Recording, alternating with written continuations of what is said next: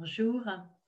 Alors aujourd'hui, on continue notre série de la guérison des émotions toxiques. Le thème, c'est la maîtrise de nos émotions par notre esprit. Alors nous allons voir comment nous sommes faits, selon Saint Paul, esprit, âme et corps, et que ce ne sont pas nos émotions qui doivent nous dominer, mais notre esprit, et que nous allons apprendre comment notre être fonctionne et comment l'Esprit Saint peut nous aider à ce que la maîtrise de nos émotions nous aide à guérir dans nos vies relationnelles. Alors, on va aller chercher de nouveau notre dessin. Alors, voici le thème. Guérison des émotions toxiques par la maîtrise de l'esprit sur nos émotions. Premier constat. Alors, c'est tellement important de se connaître, esprit, âme et corps, et de garder la maîtrise de nos émotions. C'est nécessaire pour guérir et marcher dans l'esprit, dans la liberté de l'Esprit Saint. Saint Paul nous dit, ce n'est pas un esprit de crainte. Si je suis toujours dans la peur, dans la crainte, est-ce que je vais avancer? Est-ce que c'est ma peur qui va me dominer, qui va me guider? Saint Paul, il nous dit non, ce n'est pas un esprit de crainte que nous avons reçu, mais un esprit de force. Le Seigneur, il nous fortifie. Un esprit d'amour, c'est tellement merveilleux, on est fait pour aimer, et un esprit de maîtrise de soi. Donc, nos émotions doivent être maîtrisées par l'Esprit Saint qui vient dans notre esprit pour nous fortifier dans l'amour et nous rendre capables de se maîtriser. La confusion de nos émotions nous garde dans l'ambivalence. Est-ce que je fais ci? Est-ce que je fais ça? Est-ce que je vais à droite? Est-ce que je vais à gauche? Oh, je l'aime-tu? Je l'aime-tu pas? J'ai peur, j'ai pas peur. Non, c'est ça être ambivalent. Je ne sais pas trop quoi décider. Alors, il me faut mettre de l'ordre en moi-même pour vivre dans la paix. J'arrête d'être troublée par la tempête de mes émotions. Par exemple, peux-tu marcher, toi, dans la nuit, dans les ténèbres?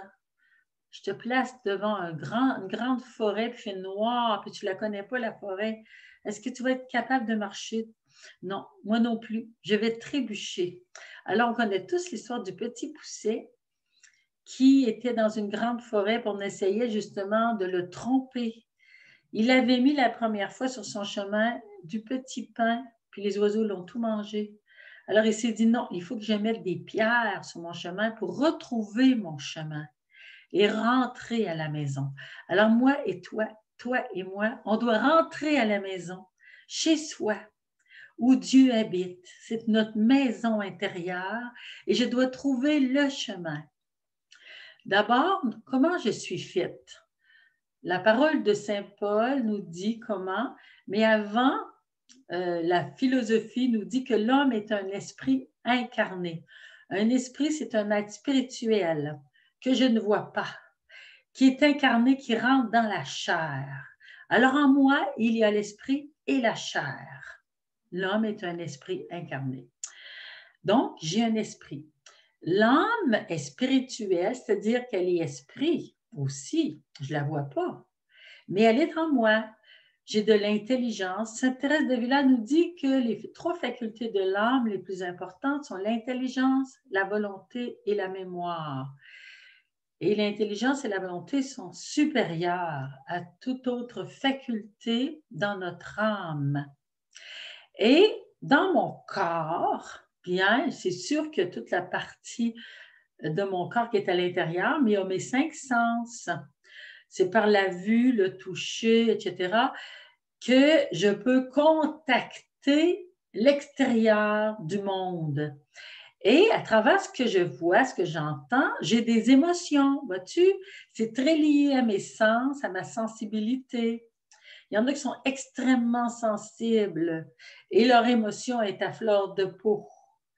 Donc, mes émotions, mes sentiments vont, d'après ce que je vois, ce que j'entends, ce que je touche, ce que je sens, je vais avoir une réaction. C'est ça une émotion. J'ai une réaction, souvent immédiate, d'après ce que je vois, entends, etc.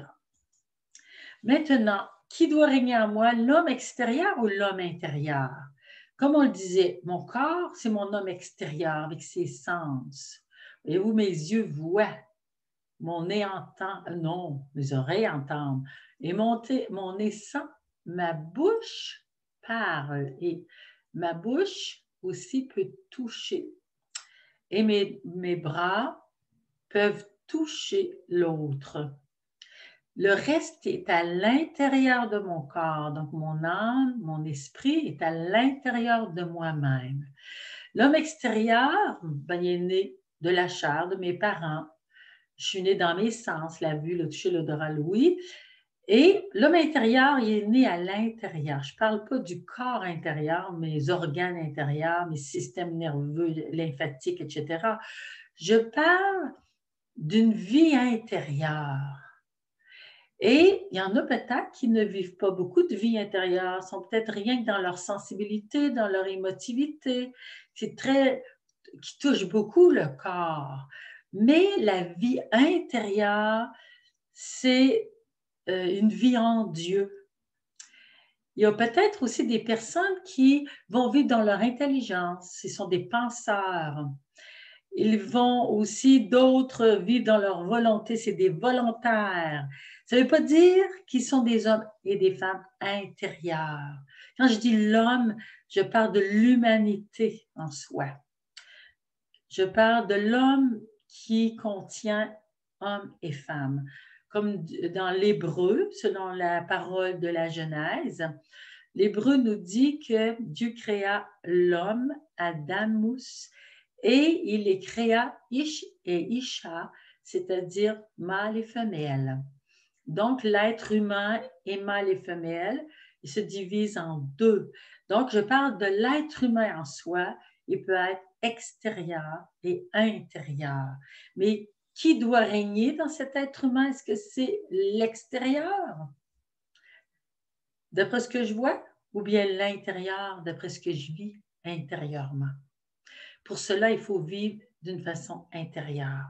C'est tout un cheminement. Ici, Saint Paul nous dit que l'homme extérieur, une parole qui nous dit, c'est pourquoi nous ne faiblissons pas, au contraire. Même si notre homme extérieur s'en va en ruine, notre homme intérieur se renouvelle de jour en jour.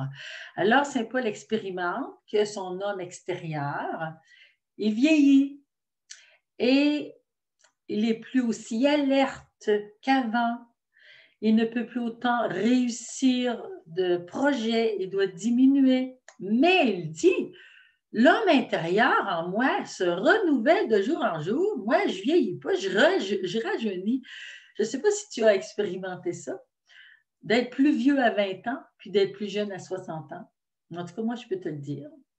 L'homme intérieur, lui, qu'il daigne selon la richesse de sa gloire, vous armez de puissance par son esprit pour que se fortifie en vous l'homme intérieur. C'est la prière que fait Saint Paul dans la lettre aux Éphésiens.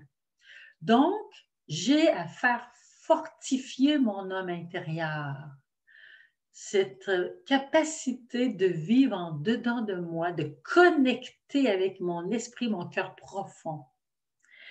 Et d'être en lien aussi l'esprit profond et l'intelligence qui est spirituelle.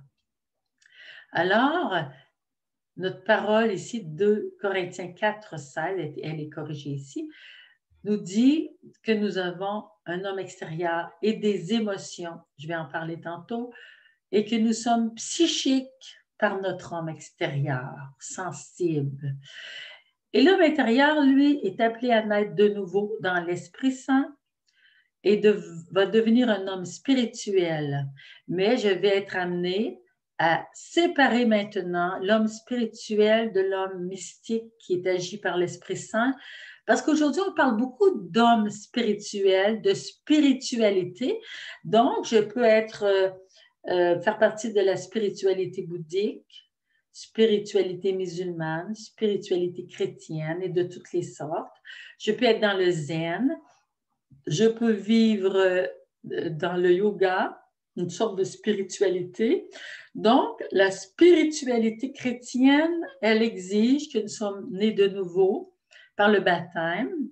Et selon Saint Jean, quand Jésus parle à Nicodème, c'est une naissance d'en haut, une naissance dans l'Esprit Saint que Jésus va dire à Nicodème. Saint Paul affirme que nous sommes esprit, âme et corps. Peut-être que tu penses que j'ai inventé ça, mais non. C'est dans la parole de Dieu et toute parole est inspirée de Dieu, nous dit l'Écriture. Que le Dieu de la paix lui-même vous sanctifie totalement. Que votre être entier, l'esprit, l'âme et le corps. Donc, je suis appelée à être sanctifiée dans mon esprit, dans mon âme et dans mon corps. Et que mon être entier soit gardé sans reproche à l'avènement de notre Seigneur Jésus-Christ. Jésus vient, mais mon avènement à moi et à toi, d'abord, ça va être quand je vais mourir. Je vais faire un passage vers la vie éternelle. Même si la vie éternelle est déjà commencée par ma vie intérieure, bien, je verrai Dieu face à face. Et pour cela, je dois m'y préparer. Et donc, que se fortifie en moi l'homme intérieur pour que je sois capable de voir Dieu. Et c'est lui, le Seigneur, qui va le réaliser. Moi, tout seul, je ne peux pas le faire, ni toi. C'est Dieu qui va nous sanctifier par son esprit. Il est fidèle, celui qui nous appelle. C'est encore lui qui fera cela. Ici au Québec, on dit souvent, hein, Dieu nous rend capables de ce qu'il nous demande. Parce que moi, je ne suis pas capable de faire une sainte, mais Dieu me rend capable de l'être. Alors, qu'est-ce que l'Esprit va faire? L'Esprit peut éclairer et conduire ma vie du dedans du cœur. C'est le profond de l'être. C'est l'intelligence du cœur, la conscience, l'intuition profonde, une capacité de décider de l'intérieur. On va diviser ça tantôt. L'âme peut connaître le bien par son intelligence raisonnable, c'est-à-dire par sa raison. Tout être humain a une raison. Quelquefois, on peut être handicapé au niveau intellectuel, mais j'ai quand même un petit peu de raison. Et l'âme peut connaître, puis après ça, vouloir le bien que l'intelligence lui a montré. Je peux être grecque, je peux être musulmane, je peux être de n'importe quelle religion, philosophie ou être athée, agnostique. Mon intelligence est capable de connaître le bien et de le vouloir. Mais je peux aussi ne pas le vouloir. Je peux aussi déformer le bien avec mon intelligence. Je suis libre et c'est moi qui ai toujours le choix de décider par ma volonté. Alors, qu'est-ce qu'elle fait la mémoire? Elle garde en elle, elle retient, hein, dans notre cerveau, il y a une partie qui est la mémoire, et elle retient le bien ou le mal. Elle retient les événements de mes blessures. Alors, dans ma mémoire, il faudra aussi un cheminement de guérison, un cheminement de purification de ce que j'ai vu, entendu et qui s'est emmagasiné en moi. De ce que j'ai touché, il y a une mémoire du toucher, il y a une mémoire tactile, la mémoire auditive, la mémoire visuelle. Alors tout cela s'est emmagasiné en moi et ça a une influence sur ma vie. Ensuite, le corps avec ses sens, ça c'est ma troisième partie de mon être, avec ses sens, hein, les 5 sens et ses émotions sensibles. Où sont mes émotions? Très proche du corps. C'est tout le ressenti. Et comme je vous disais, je peux vivre quelque chose à l'intérieur avec le Seigneur et mon émotivité va réagir. Mon corps est connecté à mon cœur profond, mon esprit. Mais je peux voir aussi à l'extérieur un accident et tout mon être émotif va réagir. Toutes mes peurs, mes angoisses, mes paniques peuvent réagir. Alors, l'important de comprendre c'est quoi l'émotion, le lien de réaction qui peut venir simplement de ce que je vois, que j'entends, ou bien en dedans de moi, dans ce que je vis, tout mon être émotif va être pacifié si je suis en lien avec Dieu. Si je suis en lien avec un être méchant en dedans de moi, je vais être tout énervé, vraiment troublé.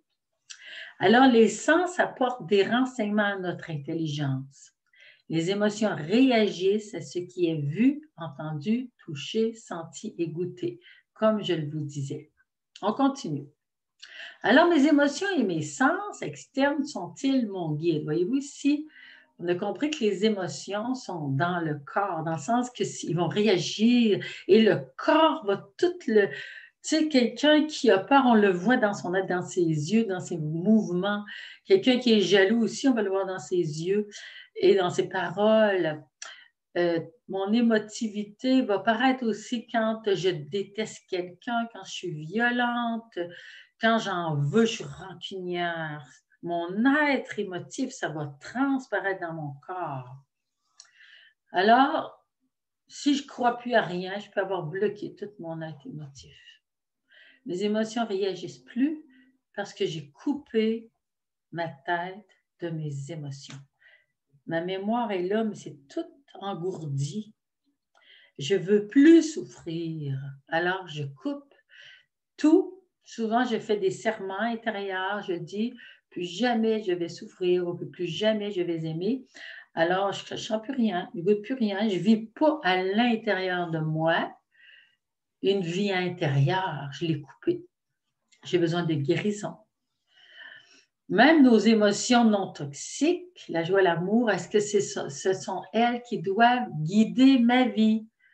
Ou bien c'est mon âme et mon esprit. D'abord, mon esprit qui éclaire mon âme et qui va guider mes émotions. Est-ce que je laisse mes sens dominer sur moi? Je vais me guider par tout ce que je vois. On le sait que nos sens nous trompent. Par exemple, je vois un homme et une femme ensemble. Je sais que c'est des voisins. Je peux penser, tiens, cette femme-là trompe son mari. Ça peut être complètement faux. Elle peut lui parler parce qu'elle a besoin d'un renseignement. Et mes sens nous trompent. Donc, je ne dois pas me laisser guider par mes sens. Est-ce que je vais me laisser guider par mes émotions? Dominer par mes émotions? J'espère que non, parce que je vais avoir de la difficulté. Quand mes sens ne voient qu'à l'extérieur, mes émotions font des scénarios basés sur mes blessures, mes désirs quelquefois mauvais. Alors donc, je suis mieux de ne pas me laisser guider par mes émotions. Il y a une expérience biblique qui illustre très, très bien ça. C'est l'expérience de Pierre et des disciples dans la barque.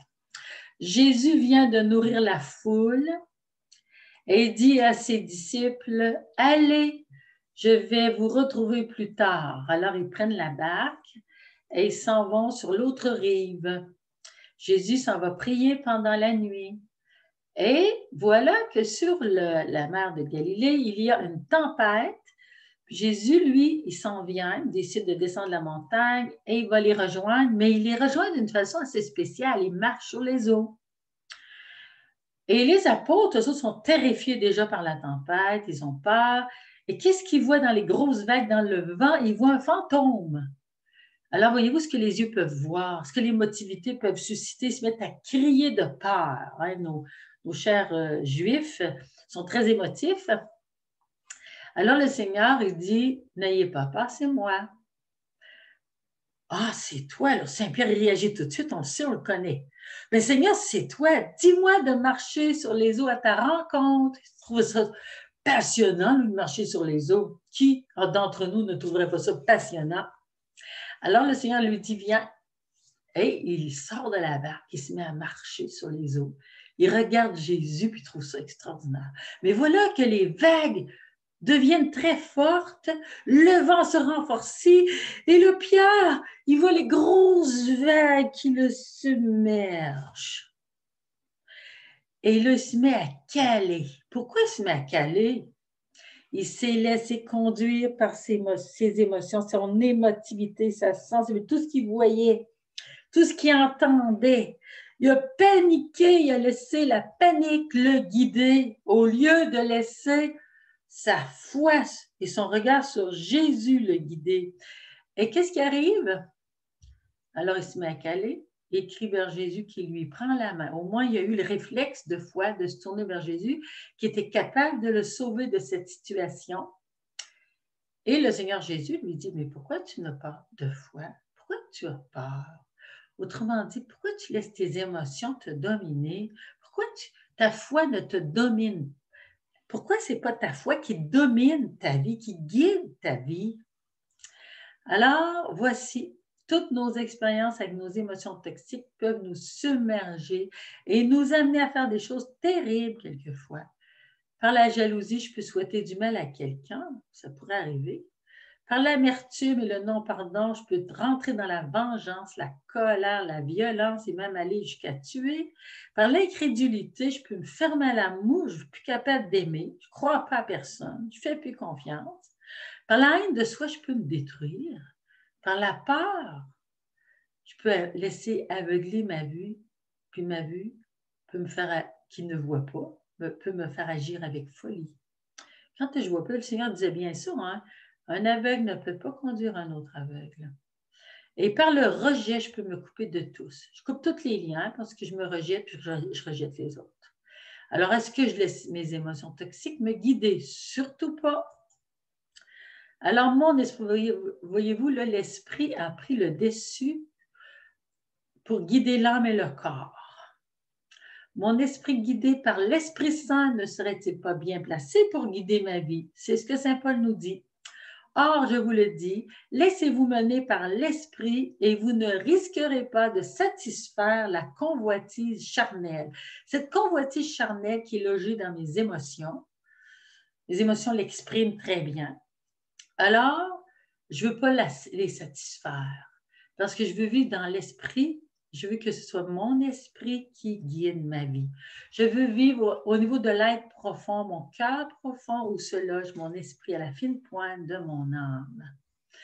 Alors, qui va guider mon intelligence? Ça devrait être mon esprit. Qui va guider ma volonté, ses décisions? Ça devrait être mon esprit. Avec l'Esprit Saint, qui est Dieu. Et l'Esprit Saint, nous dit Jésus, va prendre de mes paroles, qui sont lumière, et va vous les faire comprendre, va vous amener à la vérité tout entière. Est-ce que je veux vivre dans la vérité, dans la lumière ou dans les ténèbres? Alors, je ne peux pas marcher quand je suis dans les ténèbres, on l'a vu. Seigneur Jésus nous le dit. Donc, mon esprit va pouvoir guider mes émotions, mes affections, mon imagination qui fait des gros scénarios.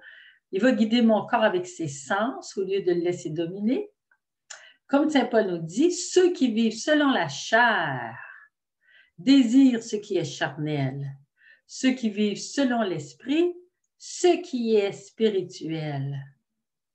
Car le désir de la chair, c'est la mort. Et le désir de l'esprit, c'est la vie et la paix. Est-ce que c'est ce que tu veux?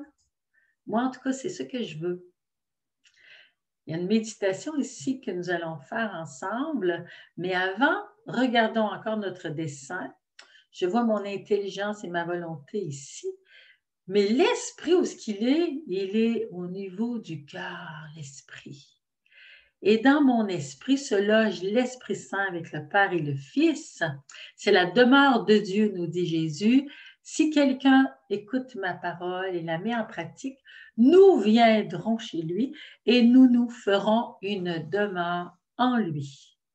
Cette parole, elle s'applique pour ceux qui écoutent la parole. Donc, mon intelligence se laisse transformer par la parole de Dieu et elle laisse l'Esprit Saint l'éclairer.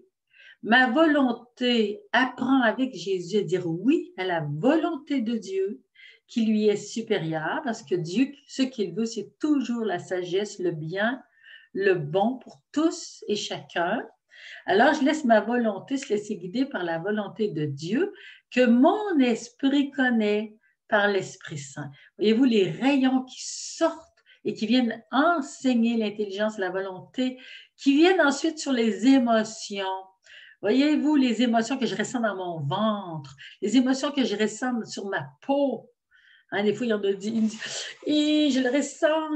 Et les émotions que je ressens, qui sortent du cœur, mais qui sortent aussi des fois de mes sens, qui viennent de mes sens. Donc, l'homme intérieur va accepter que l'Esprit Saint, qui est une vie en Dieu, une vie à Dieu, guide l'intelligence, la volonté et la mémoire, c'est-à-dire l'âme humaine, parce que l'esprit, envahi par l'Esprit Saint, va connecter par sa conscience et son intuition au cœur de Dieu qui est sagesse et intelligence. À la confirmation, nous recevons le don, 7 dons, dont le don d'intelligence et le don de sagesse, le don de science. Et ces dons, le don de conseil, sont des dons pour me guider. Et c'est par ces dons qui viennent de Dieu que je reçois ce cœur nouveau, cet esprit nouveau. L'esprit nouveau, rempli des dons de l'Esprit Saint, vont donc transformer mon cœur et mon cœur va pouvoir aimer, être transformé par le Seigneur et par l'amour, hein, les autres dons aussi vont rendre capable mon cœur d'aimer et d'instruire mon intelligence, ma volonté pour qu'elle fasse la volonté de Dieu. Mon esprit naît de nouveau. Ça, c'est bien important. Si mon esprit n'est pas né de nouveau, il va rester comme mort à l'intérieur. Et c'est mon intelligence rationnelle qui va guider parce que je ne suis pas connectée avec cet esprit-là que je ne connais pas. Je ne me suis pas connectée avec l'intérieur de moi-même. La plupart des gens vivent avec l'extérieur d'eux-mêmes et leur intelligence, leur volonté humaine, mais ils ne sont pas connectés par en dedans. Maintenant, on va aller voir la méditation. Laissez-vous conduire par l'esprit, faire grandir l'homme intérieur. Ça, c'est Saint Paul, 2 paroles de Saint Paul que nous allons méditer en la proclamant. Qu'il daigne, le Seigneur, selon la richesse de sa gloire, vous armer de puissance par son esprit, pour que se fortifie en vous l'homme intérieur. Voyez-vous, je dois être armé de puissance, de force par l'Esprit Saint pour que se fortifie l'homme intérieur en moi. Sans l'Esprit Saint, je ne serai pas forte. Je n'ai vraiment besoin. Que le Christ habite en vos cœurs par la foi. Donc, je suis appelée à laisser le Christ vivre en moi par la foi et que je sois enracinée, fondée dans l'amour. Parce que Dieu est amour, il veut que je prenne des racines dans le Christ, parce que le Christ est tout amour en son Père, dans l'Esprit Saint. Que je sois fondée dans l'amour. Alors, je me souviens une fois, je disais au Seigneur, viens me visiter dans les racines de mon cœur, de ma sensibilité pour que je connaisse la charité jusque dans mes racines, la charité, l'amour agapé, que je n'ai que de l'amour dans mon cœur et non pas de la colère, de l'agressivité, de la haine, des vengeances, des rancunes. J'aimerais que mes racines soient amour. Alors c'est ça être fondé dans l'amour, hein, enraciné. Mais pour cela, il faut le demander et le pratiquer. Et le redemander et le repratiquer pour que le Seigneur chasse de la racine de notre esprit toute haine, égoïsme, orgueil qui empêche d'aimer. Et toute émotion, jalousie, rejet, haine qui m'empêche d'aimer. Ainsi, vous recevrez la force. Hein, si le Christ habite en mon cœur par la foi, s'il me fonde dans l'amour, je vais recevoir la force de comprendre avec tous les saints ce qu'est la largeur, la longueur, la hauteur et la profondeur. Vous connaîtrez l'amour du Christ qui surpasse toute connaissance, parce que le Christ, il est Dieu. Et vous entrerez par votre plénitude dans toute la plénitude de Dieu. Ce que je comprends, c'est que pour entrer dans la plénitude d'amour de la Trinité, Père, Fils et Esprit Saint, je dois moi-même entrer dans l'amour et prendre mes racines dans l'amour, choisir l'amour, accueillir d'abord l'amour comme un don et le laisser fructifier en moi tous les jours, faire des actes d'amour, tous les jours prier pour que l'amour me remplisse. Alors Saint Paul, il nous dit, ne vous modelez pas sur le monde présent. Essayez pas d'être comme tout le monde, sinon vous ne pourrez pas entrer dans l'amour. Vous n'expérimenterez pas cette plénitude de l'amour qui rend si heureux, c'est la béatitude. Ne vous modelez pas sur le monde présent, mais que le renouvellement de votre jugement, voyez-vous, mon jugement, l'intelligence et ma raison, renouvellement de mon jugement par la parole de Dieu, par l'Esprit Saint, vous transforme et vous fasse discerner, vous fasse discerner ce qui est bon, ce qui lui plaît, ce qui est parfait, sa volonté à lui, au Seigneur. Voyez-vous le cheminement que j'ai à faire? Tout cela, ça se fait tous les jours, à chaque jour. J'ai des choix à faire. Et comme la plante grandit à tous les jours, l'arbre grandit à tous les jours, je me lève, je me couche, je ne la vois pas trop grandir, mais elle grandit. À un moment donné, ça devient un arbre. Et moi aussi, ça va se faire comme ça, nous dit Jésus. L'homme intérieur, selon saint Paul, j'en fais un résumé. À gauche, l'homme intérieur, il est né de nouveau dans l'Esprit Saint. C'est un homme spirituel, selon la vie chrétienne. L'homme intérieur, selon saint Paul, les caractéristiques, le Christ habite en nos cœurs par la foi. Il est enraciné, fondé dans l'amour. Il reçoit la force de comprendre l'amour du Christ, qui surpasse toute connaissance. C'est par l'amour que je suis capable de comprendre. C'est fort, hein? C'est pour ça qu'il y a une connaissance du cœur. C'est pas la même que celle-là, mais elle doit être en contact toujours. Et vous entrerez par votre plénitude d'amour dans toute la plénitude de Dieu, qui est une plénitude infinie d'amour, divine. Alors que nous vivions une vie nouvelle avec lui, c'est notre désir à chacun. On va regarder maintenant le parallèle pour qu'on comprenne bien quand on vit dans nos émotions toxiques, on reste dans notre homme extérieur, dans notre psychisme.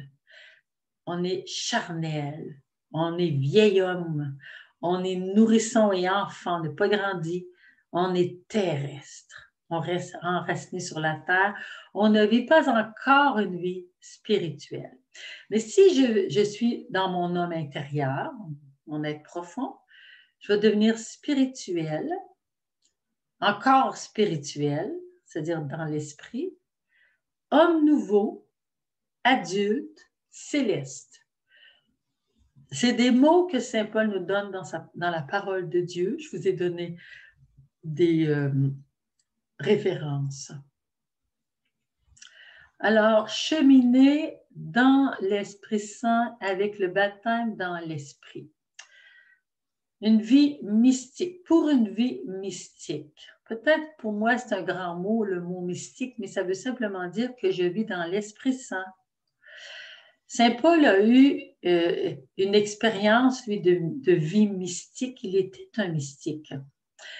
Et on peut savoir que c'est le don de Dieu seul. Je lisais dernièrement que les Juifs, avant Jésus, très peu ont eu des expériences intimes avec Dieu dans l'Esprit Saint. Moïse a été le modèle de cette grande expérience dans l'Esprit Saint quand il était sur la montagne pendant 40 jours et 40 nuits à parler avec le Seigneur. Quand il était dans la tente du rendez-vous, où il avait ses rendez-vous avec le Seigneur, la nuée était là, la Shekinah, la présence de Dieu. Et puis, il parlait face à face avec eux. Puis, sortait qu'il remettait son voile tant il était lumineux. Quand on dit face à face, les Juifs ils disaient ça, mais c'est pas Dieu tel qu'il est, parce qu'on sait que Moïse a demandé de voir Dieu face à face et Dieu a dit, tu peux pas me voir, mais tu me verras de dos. Alors, il est passé, puis il a caché Moïse dans un rocher et il a crié qui il était, Dieu de tendresse et de miséricorde. Parce que notre indignité ne peut pas nous rendre capables de voir Dieu. Pour voir Dieu, il nous faut tranquillement laisser l'amour prendre la place en nous, laisser de côté nos émotions toxiques et devenir amour, charité. Donc, on regarde l'expérience de Paul. Premièrement, Paul a prié de cette manière-là. Daigne le Dieu de notre Seigneur Jésus-Christ, le Père de la gloire, vous donner un esprit de sagesse et de révélation qui vous le fasse vraiment connaître. Pas des idées, des on-dit. Non, c'est l'Esprit Saint qui peut vous le faire connaître. Et l'esprit de sagesse et d'intelligence est ici à ce niveau du cœur. Vous voyez ici dans le dessin, au niveau de la poitrine, c'est le centre. Les Juifs, ils disaient ça, le cœur profond. Alors, c'est là qu'on a la connaissance de Dieu, la révélation de ce qu'il est par le don de sagesse et de révélation. Paul dit, j'en viendrai aux visions et révélations du Seigneur. Il a été ravi jusqu'au paradis, il a entendu des paroles ineffables. Il a eu une expérience de Dieu très puissante, comme des grands mystiques. On connaît Thérèse d'Avila, Jean de la Croix, puis on a énormément eu de mystiques, même sur notre terre canadienne, Marie-Catherine de Saint-Augustin, Marie de l'Incarnation, etc. Toutes les martyrs canadiens, hein? Ils ont eu des expériences de Dieu. Chacun de nous, on peut avoir une expérience de Dieu simple, avec une paix dans le cœur, une communication du cœur dans la prière, avec le Seigneur, on sait qu'il nous parle, on sait qu'il est là. C'est une expérience mystique, parce que c'est l'intimité avec Dieu. Des fois, je peux avoir, oui, des visions, je peux avoir des songes, je peux avoir une parole prophétique. Ça, c'est les charismes que donne l'Esprit Saint pour les autres, souvent, et quelquefois pour m'aider dans ma vie spirituelle. Une vie spirituelle avec notre intelligence et notre volonté, les autres religions l'ont aussi. Je peux donc, comme je vous disais, connaître Dieu avec ma capacité de raisonnement. Comme le disait saint Paul dans la lettre aux Romains au chapitre 1. Ce serait important que vous alliez lire l'entier, j'ai seulement mis quelques versets. Saint Paul il nous dit, parlait des païens, ce qu'on peut connaître Dieu, ça veut dire que mon intelligence est pour eux manifeste. Dieu, en effet, le leur a manifesté. Puisqu'ayant connu Dieu, il l'a manifesté dans sa création. Puisqu'ayant connu Dieu, ils ne lui ont pas rendu comme à un Dieu gloire ou action de grâce, mais ils ont perdu le sens, perdu la tête, hein, perdu le sens, ils ont perdu leur bon sens dans leur raisonnement et leur cœur inintelligence s'est enténébré. Ils ont préféré les ténèbres à la lumière parce que le Seigneur leur montrait qu'il existait, lui, l'unique. Et Socrate, lui, a dit, il n'y a rien qu'un Dieu. C'est un philosophe grec au 5e, 6e siècle avant Jésus-Christ. Et les Grecs de son temps, de sa ville, l'ont tué avec de la ciguë parce que eux autres, ils disaient, non, il y a plusieurs dieux. Ce que tu enseignes, c'est une erreur. Mais lui, il n'a pas voulu enseigner une erreur. Il n'a pas voulu dire le contraire de ce qu'il croyait dans son être profond. Il avait reçu l'enseignement de Dieu par son intelligence éclairée. Ce qu'on peut connaître de Dieu est pour eux manifeste. Dieu le leur a manifesté. Ça veut dire que toute personne qui a une intelligence droite, une raison droite, peut connaître l'existence de Dieu de par la création. Comment il se manifeste? Parce que saint Paul, il nous le dit, et la parole de Dieu, elle est vérité. Elle est inspirée par l'Esprit Saint. Donc, je peux perdre le sens dans mes raisonnements et mon cœur inintelligent peut aussi choisir le mal plutôt que de choisir le bien. Et je peux décider par ma volonté croche de faire le mal. Mais le Seigneur, il dit que ta volonté décide par un oui de suivre le Seigneur et non de dire non au mal. Et je peux aussi vivre une vie sensible avec mes émotions, mes affections. Saint Paul, il nous dit, ayez entre vous les mêmes sentiments qui sont dans le Christ Jésus. Lui, de condition divine, ne retint pas jalousement le rang qu'il égalait à Dieu. Il n'est pas jaloux. Il s'est anéanti des sentiments de douceur et d'humilité, de tendresse et de compassion. Voici les sentiments du Christ Jésus. Je peux la vivre, moi aussi, cette vie dans mes émotions, dans mes sentiments. Et une vie biologique, bien entendu, c'est la vie du corps végétatif inconscient. Ça veut dire que je ne sens pas mon système nerveux, sauf si je fais une grosse crise nerveuse. Je ne sens pas mon cœur, sauf si j'ai des douleurs au cœur. C'est ça que ça veut dire, je ne le sens pas. Ça se fait tout seul, mon corps, il fonctionne. Les caractéristiques de l'homme extérieur psychique selon saint Paul, en comparaison avec l'homme intérieur, le spirituel. C'est des paroles dans les lettres de saint Paul, j'ai trouvé ça très éclairant. L'homme psychique, par exemple, s'il reste au niveau de ses émotions, de sa chair, n'accueille pas ce qui est de l'Esprit de Dieu. C'est folie pour lui. Il est terrestre, lui, c'est les choses de la terre. Il ne peut pas le connaître, ce que l'Esprit enseigne, car c'est spirituellement qu'on en jure, c'est-à-dire, c'est dans l'esprit, dans mon esprit, mon cœur profond, que je peux juger de ce qui est de l'Esprit Saint. L'homme spirituel au sens chrétien, celui qui est baptisé dans l'esprit, un mystique, au contraire, juge de tout et lui-même n'est jugé par personne. Tout chrétien est appelé à une vie mystique, c'est-à-dire dans l'esprit. Saint Paul nous dit, pour moi, frère, je n'ai pu vous parler comme à des hommes spirituels, mais comme à des êtres de chair. Voyez-vous ici, hein, le charnel. Comme à des petits-enfants, le petit nourrisson. Je vous ai donné du lait, on donne du lait aux petits nourrissons, parce que vous n'êtes pas capable de recevoir une nourriture solide. Vous ne pourriez pas la supporter. Le Seigneur ne peut pas, quand il nourrit un nourrisson, de demander d'aimer nos ennemis d'un coup. Mais tranquillement, il va nous amener au pardon, puis après ça, à aimer plus, puis un petit peu plus, jusqu'à nous rendre capables d'aimer même nos ennemis. Vous ne le pouvez pas encore maintenant, car vous êtes encore charnel, terrestre. Hein, voyez-vous? C'est ce que nous sommes au début de notre cheminement spirituel. Et le Seigneur nous amène à entrer dans notre être intérieur et à le fortifier par son Esprit Saint de jour en jour et à devenir amour. Voici une sorte d'émotion toxique que saint Paul a vue chez les Corinthiens. Du moment qu'il y a parmi vous jalousie et dispute, n'êtes-vous pas charnel? Et votre conduite n'est-elle pas toute humaine? Lorsque vous dites là, moi je suis Apollo, et l'autre, moi Apollos, n'est-ce pas là bien humain? Saint Paul va leur dire, c'est qui a donné sa vie pour vous? C'est le Christ Jésus. C'est lui qui a donné sa vie pour vous. Accrochez-vous pas à nous autres. Pierre, Paul, Apollos, on n'est rien que des serviteurs. C'est le Christ qui est votre sauveur. Alors, le très important dans tout cet enseignement-là, c'est que la vie dans l'Esprit Saint, que je reçois comme une pluie fine, jour après jour, si je suis ouverte à l'Esprit Saint, va pénétrer tout mon être, tout l'homme. Vis dans l'Esprit Saint, vis dans l'Esprit Saint. Alors, tu vas vivre une vie filiale, c'est-à-dire comme un enfant de Dieu.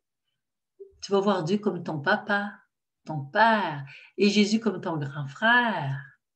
L'Esprit Saint va te guider, tu vas vivre une vie mystique.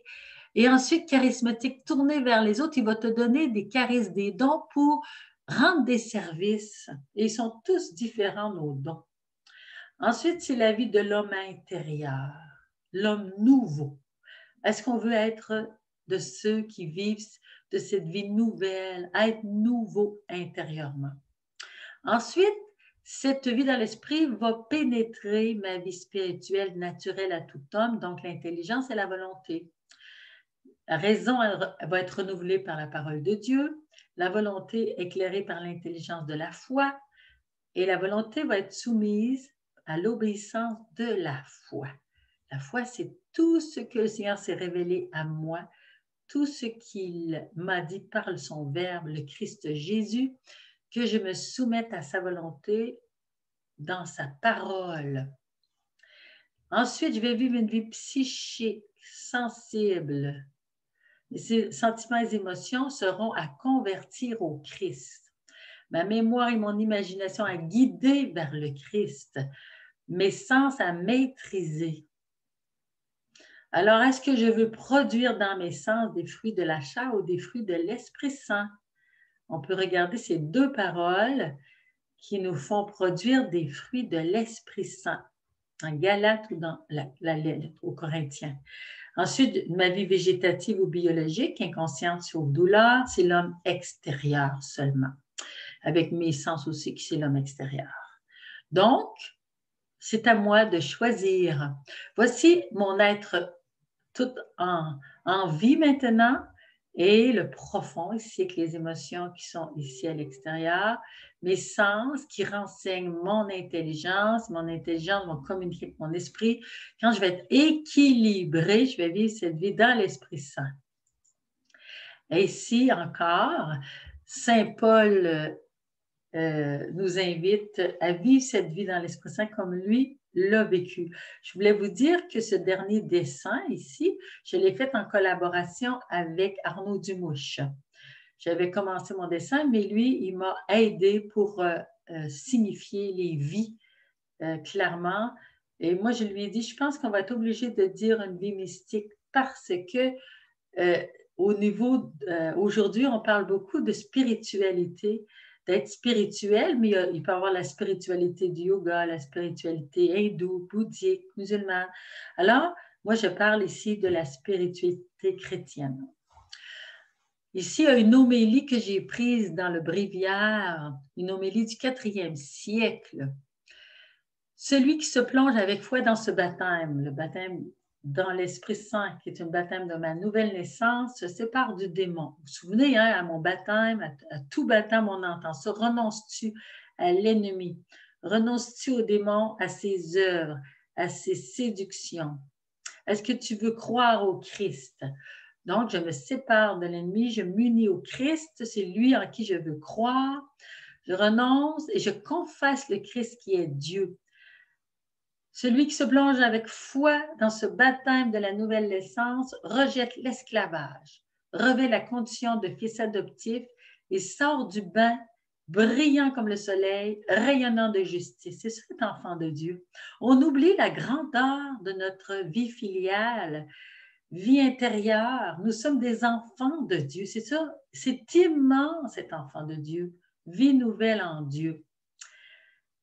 Mais surtout, il en remonte, Fils de Dieu, co-héritier du Christ. Devenons ce que nous sommes par l'Esprit Saint. Libre dans l'Esprit Saint. Voyez-vous l'Esprit Saint ici? Libre pour aimer au niveau de mon cœur. Je ne me laisserai dominer par rien. Je suis le Seigneur de moi-même pour la gloire de Dieu qui veut l'homme debout, nous dit saint Irénée. Dieu Père, Fils et Esprit Saint, la Trinité dans laquelle j'ai été baptisée, me veut debout, fier, libre.